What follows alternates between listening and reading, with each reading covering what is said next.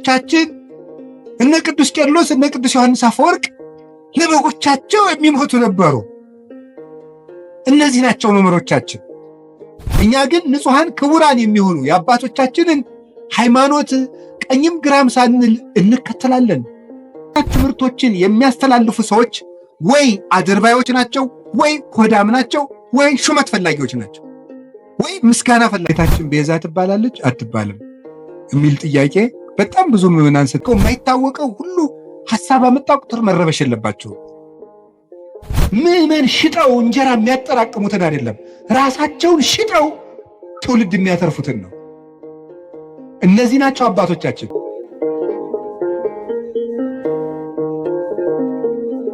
እነዚህ ናቸው አባቶቻችን የትናንትናዎቹ ለቤተ ክርስቲያን የኖሩ ለምዕመናን ራሳቸውን ቤዛ አድርገው የሰጡ። ቅዱስ ዮሐንስ አፈወርቅ ንግሥቲቱ የድሃ መሬት ቀምታ ስታስቀድስ የድሃ መሬት ሳትመልሽ ማስቀደስ አትችይም ማለት አልመልስም አለች። ካልመለሽ ታዲያ አንቺ የምድር ርስት ቀምተሽ የሰማይ ርስት ታገኛለህ ማለት አትችይም። እግዚአብሔር የፍትህ አምላክ ነው፣ እንዳትቆርብ ያውግዥሻለሁ አለ። አሰድድሃለሁ አለችው። አሰድጅኝ፣ የፈለግሽውን አድርጊ። ስታሰድደው ምን እንዳደረገ ታውቃላችሁ? እሱ ምን አለ? ኧረ እባካችሁ ዮሐንስን ተው በሉት አሰድደዋለሁ ስትል፣ ይልቁንስ ስታሰድደኝ በሌሊት እንድታሰድደኝ ነው ንገሯት። ምዕመናን መምህራችን አናሰድድም እያሉ ከእሷ ጋር ጠብ ገጥመው እንዲሞቱብኝ አልፈልግም። እንዲህ ነበሩ መምህሮቻችን። ደጋፊ የሚያደራጁ፣ ቲፎዞ የሚያደራጁ፣ እኔ ተነካው ውጡልኝ የሚሉ አልነበሩም። መምህሮቻችን እነ ቅዱስ ቄርሎስ እነ ቅዱስ ዮሐንስ አፈወርቅ ለበጎቻቸው የሚሞቱ ነበሩ። እነዚህ ናቸው መምህሮቻችን። እነዚህን ነው ማሰብ። ማን እንደላከው የማይታወቀው ሁሉ ሐሳብ አመጣ ቁጥር መረበሽ የለባቸው። መምህሮቻችን እነዚህ ናቸው። መልካሙ ስራቸው ምስክራቸው ነው። ቅዱስ ቄርሎስ ደግሞ እንዲህ አለ።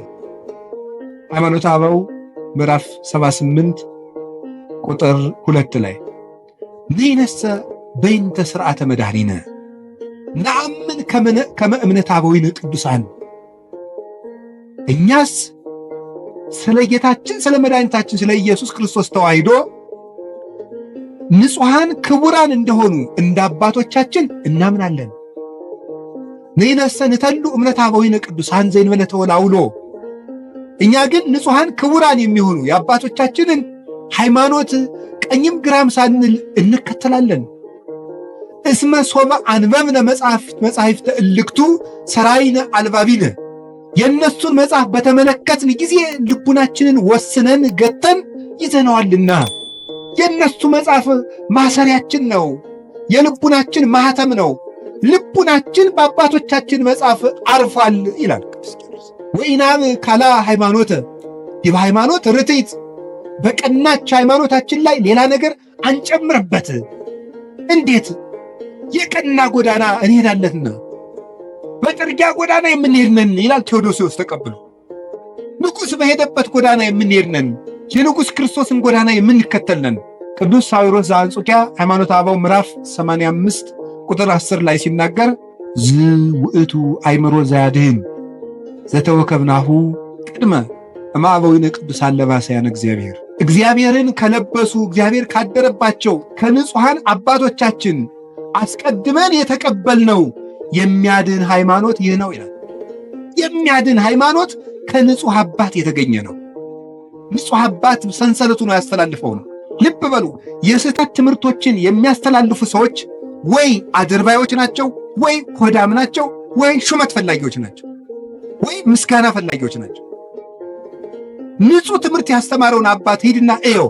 ዮሐንስ አፈወርቅ ትሑት፣ ቅዱስ ቄርሎስ ትሑት፣ ቅዱስ ኤፍሬም እንደው ትሑት፣ እኔ ጌታ ያንተን ወንጌል ማስተማር አይገባኝም ብሎ ዋሻ ውስጥ ዶ የሚሸሸግ ነበር ቅዱስ ኤፍሬም።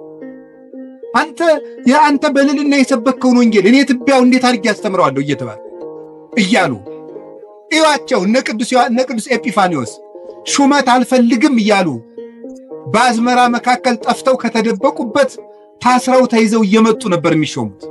የክርስቶስ ትምህርት ያደረበት አባት የክርስቶስን ሕይወት ያሳያቸዋል። እንደው አባቶቻችን ይሄን የዕብራውያንን ሲተረጉሙ የቀደሙ አባቶቻችን ዋኖቻችሁን አስቡ የሚለውን ሲተረጉሙ እውነተኛ እምነት ያለው ምግባር የሌለው መምህር ቢኖር ይላል መከተል ይገባል አይገባም? ምግባር ያለው አንደበቱ የለሰለሰ ሃይማኖቱ የጠመመ አባት ቢኖር መከተል ይገባልን ቢሉ ይላል። ይሄን አይገባም፣ በለሰለሰ ምግባሩ እያታለለ ወደ ክህደት ያደርሳልና። የሃይማኖቱ የቀና መምህር ግን ከሆነ ምግባር እንኳ ባይኖረው እያደር ይሰራዋል ይላል። አሁን ላለው አሁን ያለ መምህር ታዲያ ቅዱስ ካልሆነ አንስማው ብትሉ እናም እንዲያማ ከሆነ እኔ ማርፌ እቀመጣለሁ። ምስጢሩ ምንድን ነው? አሁን ያለን መምህር የምንሰማው የትናንትናዎቹን እስካስተማረን ድረስ ነው። ከዚያ ከወጣ ቆርጠን እንጥለዋለን። ለሥጋ በሚመች ፈጠራ ልቦለድ ለነገሥታት በሚመች የሚሰብክ ከሆነ መምህራችን አይደለም። መቅድመ ኩሉ ሐሊ ከመትጽና በርትዕት ሃይማኖት፣ ከሁሉ አስቀድመ በቀናች ሃይማኖት መጽናትህን አረጋግጥ፣ አጽና፣ አስብ። ወባይቱ ኢታጥሪ ዘንተ ማበ ሥጋ ወደም። ግን ይህንን ሃይማኖት ከሥጋዊ መምህር አገኘዋለሁ አትበል። ቅዱስ አትናቴዎስ ሃይማኖተ አበው ላይ ሲናገር አስቀድመህ ወዳጄ ከሁሉም ሥራ አስቀድመህ የቀና ሃይማኖት እንዳለህ እርግጠኛ ሆን። የቀና ሃይማኖትን ግን ምድራዊ ነገር ከሚያሳድድ ሰው አገኘዋለሁ አትበል። እስመ ለሊሁ ይቤ ብፁዕ አንተ ስምዖን ወልደ ዮና እስመ ይከሰተ ለከ ዘንተ ዘሥጋ ወደም። ጌታችን ኢየሱስ ክርስቶስ ራሱ ስምዖን ሆይ ብፁዕ ነህ፣ ይህንን ሥጋዊ ደማዊ አልገለጠልህም ብሎ ያመሰገነው ቅዱስ ጴጥሮስ የሰማይ ዕውቀትን ስለተናገረ ነው እንጂ የምድር ዕውቀትን ቢናገር አያመሰግነውም ነበር ይላል ቅዱስ አትናቴዎስ። ስለዚህ ዘመዶቼ እንደ አባቶቻችን መከራ እንደተቀበሉት እናምናለን። በየትኛውም ርዕሰ ጉዳይ ቢሆን እናምናለን። ሰሞኑን እመቤታችን ቤዛ ትባላለች አትባልም የሚል ጥያቄ በጣም ብዙ ምዕመናን ስትጠይቁኝ ስለነበረ ሐሳቡን ካነሱት አባት ጋር ግንኙነት የለኝም። ብዙ ጊዜ ሰዎች ለሚያነሱት ሐሳብ እኔ መልስ የማልሰጥበት ምክንያት ሰዎቹ እንዲድኑ ስለምፈልግ ነው። በሌላ ትምህርት አስተምሮ ሰዎቹ ከዚያ እንዲጠገኑ ማድረግ የተሻለ ነው፣ እልክ ከማስያዝ ብዬ ስለማሰብ ነው። ግን ነገር ልንገራችሁ፣ እኔ አሁን እመቤታችን ቤዛ ትባላለች አትባልም የሚለውን መልስ ከመመለሴ በፊት እንዲህ ያለ ጥያቄ ሲመጣባችሁ ምንድነው ማድረግ ያለባችሁ? ቅድም የነገርኳችሁ ምንድነው ማድረግ ያለባችሁ? ስለዚህ ጉዳይ የትናንትና አባቶቻችን ምን ብለዋል? ምን ብለዋል? ቅዱስ ያሬድ ምንድነው ያለው? አባ ጊዮርጊስ ምንድነው ያለው? ቅዱስ ጎርጎርዮስ ዘንዚናዙ ምንድነው ያለው? ሕሊናዋን በመጠበቋ ሥጋዋን ጠብቃ ንጹሕ ሆና በመኖሯ ፍጹም እምነትን በመያዟ she became the advocate of Eve ነው የሚለው። ከእንግሊዝኛው ቀጥታ ስለወሰድኩት የሔዋን ጠበቃዋ ቤዛዋ ሆነቻት ነው የሚለው ቅዱስ ጎርጎርዮስ ዘንዚናዙ። ታዲያ ምንድነው ማድረግ የፈለጋችሁ ይባል? ሄዳችሁ ትናንትና ይባላል አይባልም ሐሳብ ሲገጥማችሁ ምን ተብሏል? እስኪ መምህር አባቶች ምን ብለዋል? በዚህ ጉዳይ ላይ ኑረውበታል እኮ። ግን እንደው ይሄ ልነግራችሁ ፈልጌ ነው። እኔ አንድ ገጠመኝ ልንገራችሁ። ሰሞኑን ኢየሩሳሌም ነበርኩኝ እና እመቤታችን ቤዛ ትባላለች አትባልም የሚለው እዚህ በጣም ብዙ እየተምታታ ስለሆነ ብዙ ሰው ስለዚህ ጉዳይ መልስ ስጠን ምናምን እያለ ቴክስትም ያደርግልኛል። ዝም ብዬ ቁጭ ብዬ ስል ጋይድ የሚያደርገን ሰው ጀሚር ይባላል እና ጀሚል ሲሄድ ልጁን ተካልን። ልጁ ፋዲ ይባላል። አሁን ሰበሰብኩት አይደል? ፋዲ ይባላል እና እኔ መተዋወቅ ሰውን ስሙን መጠየቅ ደስ ይለኛል። ማን ነው ስምህ ስለው ፋዲ አለኝ። አረብኛ ነው። ፋዲ ማለት ምን ማለት ነው ስለው ቤዛ ማለት ነው አለኝ። እኔ በጣም ነው የገረመኝ። እና ፋዲ እንኳን ቤዛ ተብሏል። እኔ እውነቴን እኮ ነው የምነግራችሁ ማለት ነው። እንደው ፋዲ በአቅሙ ቤዛ እየተባለ እመቤታችንም እንዴ! እና እኔ በጣም በየቀኑ ፋዲን ባገኘሁት ቁጥር በጣም ሲገርምና አብራራልኝ አልኩት። የምሬንም ነግራችሁ ውሸቴን አይደለም። 2-3 መምህራን ጋር ፋዲን አስታውቀዋለሁ ከነ ትርጉሙ በእንግሊዘኛ እንዲተረጉምልን እያደረጉ እና ፋዲ ምን ማለት ነው ግን ቤዛ ስለው ራስን እንደ ክርስቶስ ለሌላው አሳልፎ መስጠት ማለት ነው። ቤዛ ማለት እንደዚህ ያለ ማን ነው? ፋዲ በሉ እንጂ እንደዚህ ብሎ ራሱ የነገረኝ ማን እንደሆነ ታውቃላችሁ? ፋዲ ነው። እና በጣም ገርሞኝ እግዚአብሔር እንዴት ነው የሚያስተምረው? በጣም ነው የገረመኝ። ስለዚህ ጉዳይ ዝም ማለት ነበር የፈለግኩኝ። አንደኛ ማንም ሰው ትልቅ ሰው የሚሆን ትንሽ ሰው ይስታል፣ ወደ መንገዱ እንዲመጥ ገማረው እንጂ እልክ ይዞት እንዲጠፋ እኔ አልፈልግም። እግዚአብሔር በሚያውቀው ዝም ማለት ፈልጌ ሳለ ፋዲ እንደዚህ አለኝ። እናም ከዛ እኔ ለዚህ የስሙ ትርጓሜ ዮሐንስ ወንጌልን ነገርኩት። አልቦ ፍቅር ዘይአቢ እምዝ ፍቅር ከመብሲ ዘይሜጡ ቤዛ ነፍሰ ቢጹ ራሱን ለባልንጀራው አሳልፎ ከሚሰጥ በቀር ከዚህ የሚበልጥ ፍቅር የለም።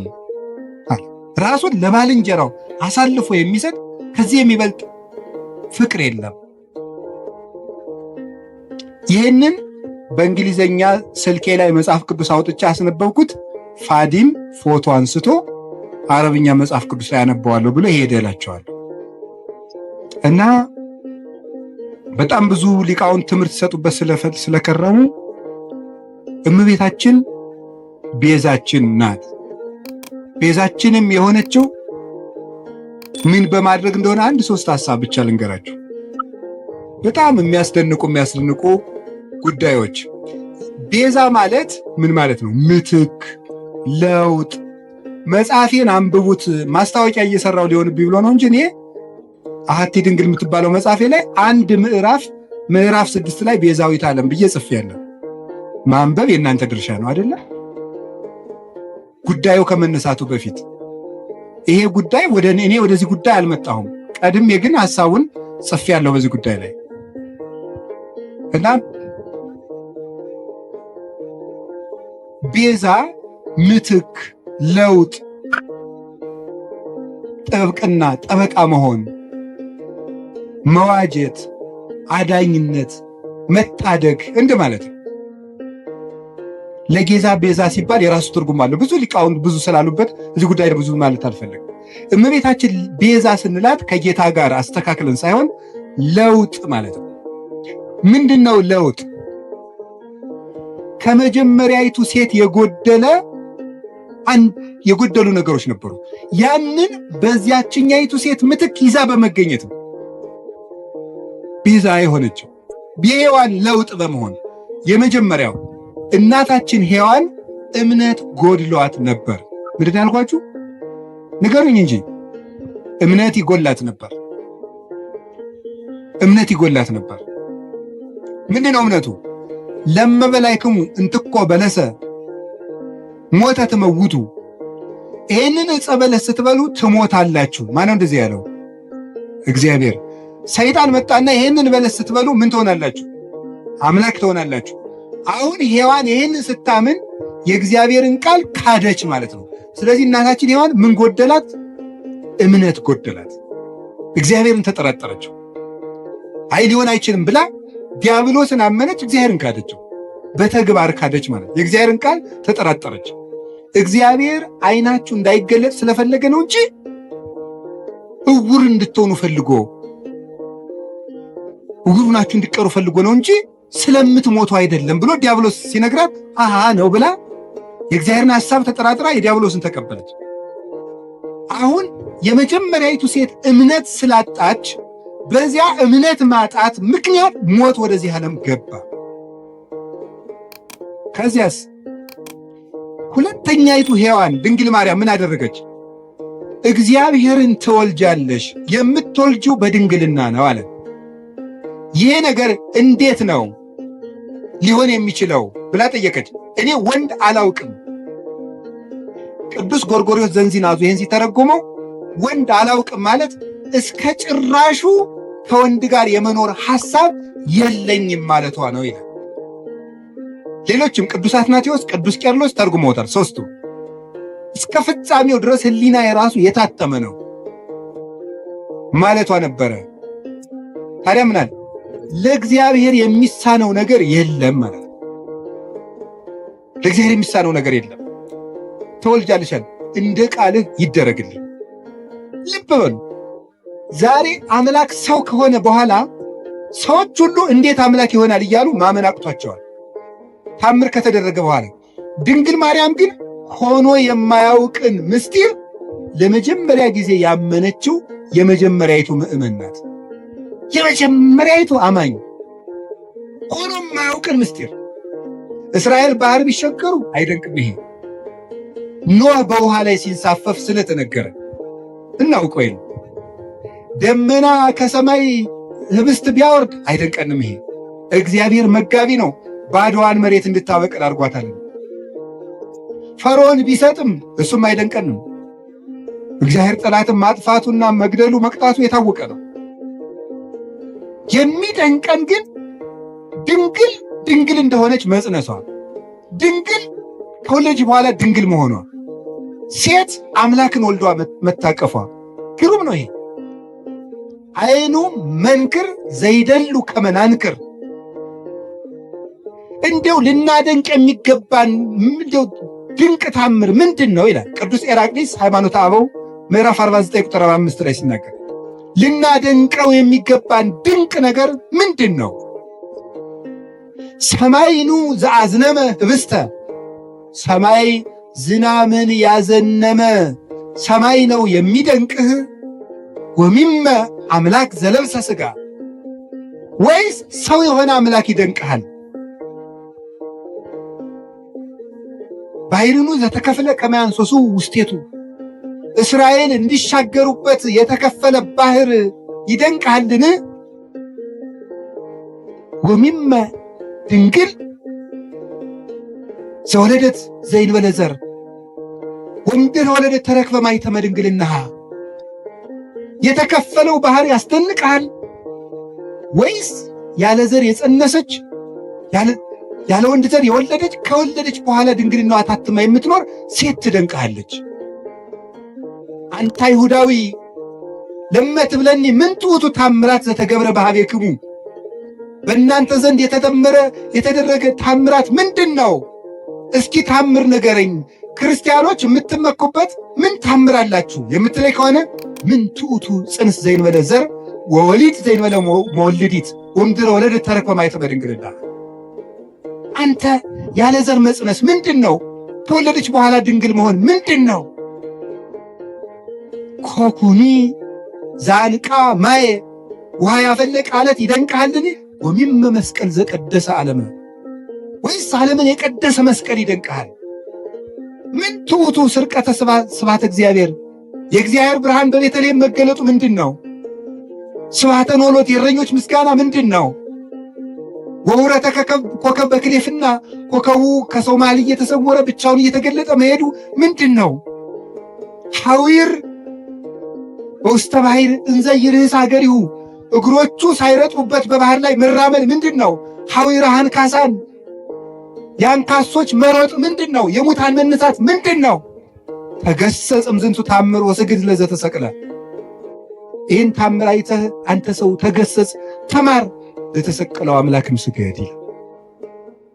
ታምር ይሏችኋል የድንግል ማርያም ማኅፀን። ይህን የሚደንቀን ሁሉ የማያውቅን ነገር ያመነች ብፅዕት ኤልሳቤጥም እንዲህ ነበር ያለችው፣ ብፅዕት አንቲ እንተ ተአምኒ ከመ ይከውን ቃል ዘነገሩኪ፣ ከእግዚአብሔር ተልከው የነገሩሽ ቃል እንደሚሆን የምታምኝ አንቺ ብፅዕት ነሽ፣ ያመንሽ አንቺ ብፅዕት ነሽ። ሔዋን የሌላትን እምነት ይዛ በመገኘት የሔዋን ጠበቃዋ ድንግል ማርያም ናት፣ ቤዛዋ ናት። አንድ ሁለተኛስ ድንግል ማርያም ይዛው የተገኘችው አንድ ድንቅ ነገር አለ። እሱ ምን እንደሆነ ታውቃላችሁ? ትህትና ይባላል። ሔዋን ምን አደረገች መስላችሁ? አምላክነትን ነው የተመኘችው አይደል? በለስን ስትበላ አምላክነትን መመኘት የትዕቢት የመጨረሻው ነው። ድንግል ማርያም ከዛሳ ሊቃውንት ሲተረጉሙናሉ መስላችሁ? ትህትና ዘይት ነው፣ መንፈስ ቅዱስ ወይም የመንፈስ ቅዱስ ጸጋ መብራት ነው ይላል። ዘይቱ ሲያልቅ መብራቱ ምን ይላል? ይጠፋል። ትህትና ከሰው ሰውነት ሲጠፋ መንፈስ ቅዱስ ከሰው ምን ይላል? ይርቃል። አዳምና ሔዋን የትህትናቸው ዘይት ሲያልቅባቸው የመንፈስ ቅዱስ ብርሃን ከነሱ ራቅ፣ ራቁታቸውንም ሆኑ። በለስም ቅጠል ቆርጠው አገለደሙ አዳምና ሔዋን። ድንግል ማርያምሳ የአምላክ ተፈሥሒ ፍሥሕት ኦ ምልዕተ ጸጋ እግዚአብሔር ምስሌኪ ደስተኛይቱ ሆይ ደስ ይበልሽ ሲላት እንዲህ ያለ ሰላምታ ለሴት ይገባል፣ ለእኔ ይገባኛል፣ ለፍጡር አለች። ተመልከቱ ትሕትናዋን። በሔዋን ባለቀው ዘይቷ በኩል ሞት ወደዚህ ዓለም ገባ። ትሕትናን በተሞላችው እውነተኛይቱ የሕይወታችን ማሰሮ በድንግል ማርያም በኩል መንፈስ ቅዱስ መጣ። ዘይቱ ካለ መብራቱ እንደሚኖር ትሕትና ካለበት መንፈስ ቅዱስ ይኖራል እና ይሄ እንዴት ያለ ሰላምታ ነው ባለች ጊዜ ጸጋን የተመላሽ ሆይ አሰኘት። ምኑ ናት እመቤታችን? ትሕትና የጎደላትን የእናቷን ትሕትና ይዛ በመገኘት የሔዋን ቤዛዋ ናት በትሕትናዋ።